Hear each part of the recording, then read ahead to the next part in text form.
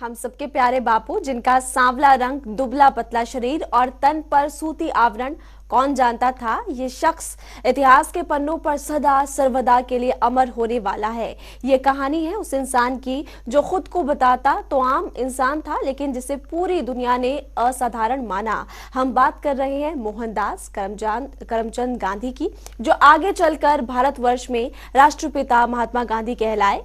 ये वही महान विभूति हैं जिन्होंने अंग्रेजों के खिलाफ सत्य और अहिंसा को हथियार बनाया, जिसके नक्शे कदम पर न सिर्फ हिंदुस्तान बढ़ा बल्कि दुनिया ने भी गांधी के विचारों का अनुसरण किया।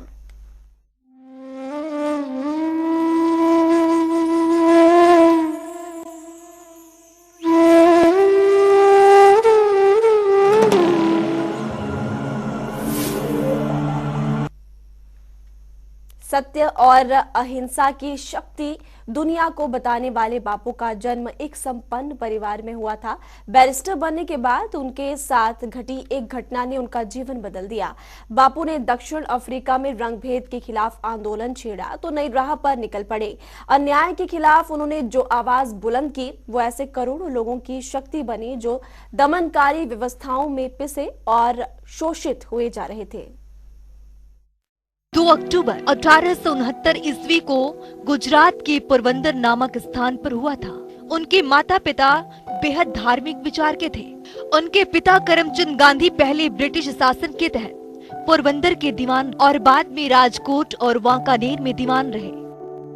करमचंद गांधी ने बहुत अधिक औपचारिक शिक्षा तो प्राप्त नहीं की थी, लेकिन वो एक कुशल प्रशासक थे और उन्हें सन की राजकुमारों, उनकी दुखी प्रजा और सत्तासीन कट्टर ब्रिटिश राजनीतिक अधिकारों के बीच अपना रास्ता निकालना आता था। मोहनदास की मां अत्यंत सरल स्वभाव की थी, जिसकी छाप मोहनदास के व्यक्तित्व पर भी पड़ी।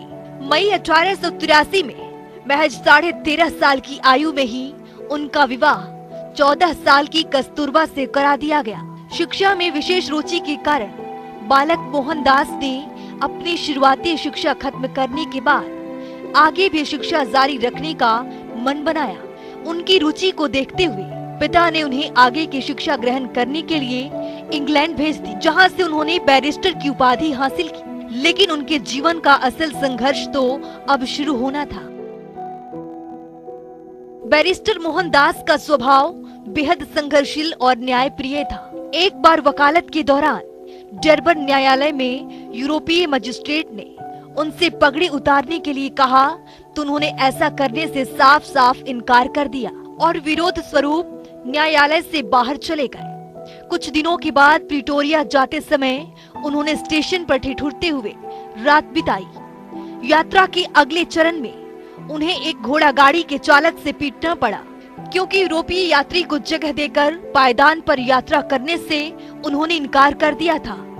एक रेल यात्रा के दौरान उन्हें फर्स्ट क्लास का टिकट होने के बावजूद उन्हें काला होने की वजह से ट्रेन से नीचे धक्का मारकर गिरा दिया गया था। समाज में इस तरह के भेदभाव और तिरस्कार ने बैरिस्टर मोहनदास के मन पर गहरा प्रभाव छोड़ा और यहाँ से शुरुआत हुई उनके संघर्ष की उस लंबी यात्रा की, जिसके पीछे पूरा भारत देश चल पड़ा। सत्य और अहिंसा के हथियार के दम पर बैरिस्टर मोहनदास ने देशवासियों के दिलों में ऐसी जगह बनाई कि उन्हें बापू कहकर पुकारा जाने लगा। उनका संघर्ष कुछ यूं रहा कि उसके आगे खुद अंग्रेजी हुकूमत को भी कई बार घुटने टेकने पड़े।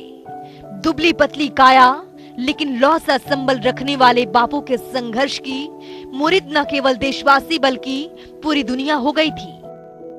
उन्होंने पहली बार दुनिया को संघर्ष का वो रास्ता दिखाया जिसमें हिंसा किए बिना ही सत्ताओं को घुटने टिकवा देने का मद्दा था।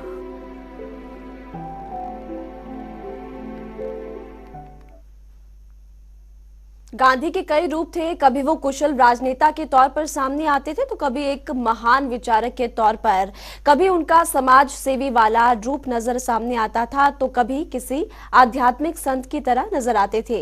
इसमें कोई आश्चर्य नहीं होता था कि गांधी उस दौर में भी नायक के रूप में प्रचलित हुए। उनके इस व्यक्तित्व ने देश को न सिर्फ एकजुट किया बल्कि शांति के पथ पर चलते हुए आजादी के लिए भी मर मिटने का जुनून भी पैदा किया था।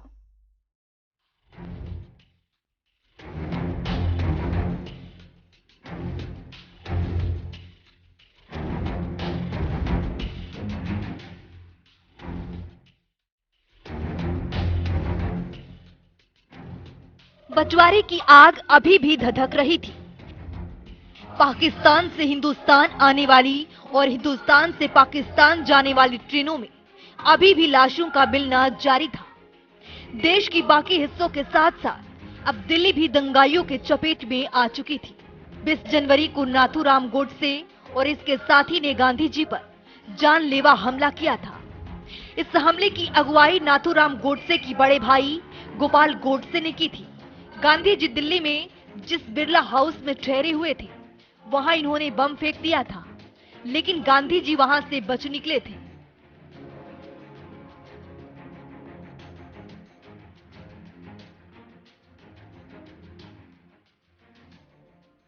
वक्त बीतता गया और गांधी जी कोलकाता में दंगाइयों को समझा बुझाकर दिल्ली लौट आए थे, लेकिन वहां से उन्हें पंजाब का रुख करना था, क्योंकि सबसे ज्यादा कत्लेआम वहीं हो रहा था।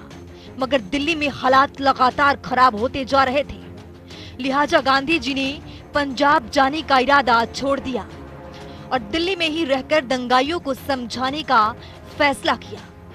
वहीं बिरला हाउस में बापू का रुकने का ये फैसला रंग लाया। कोलकाता की तरह ही अब दिल्ली में भी बापू दंगाइयों को समझाने में कामयाब हो रहे थे। तभी नाथूराम गोडसे और नारायण आप्टे तय वक्त पर दिल्ली में पहुंच गए।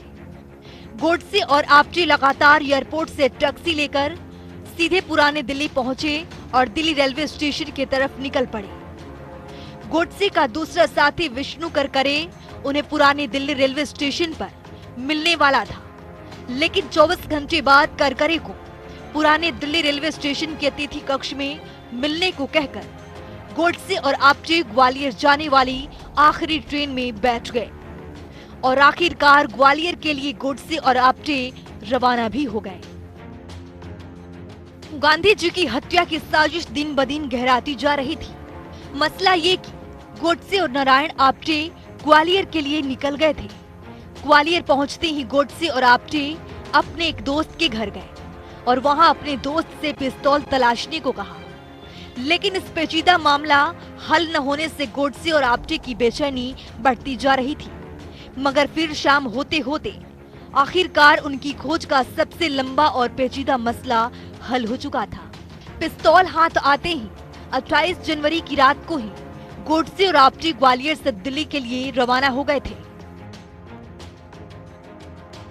साजिश का पहला चरण कामयाबी के साथ पूरा हो चुका था। सुबह होते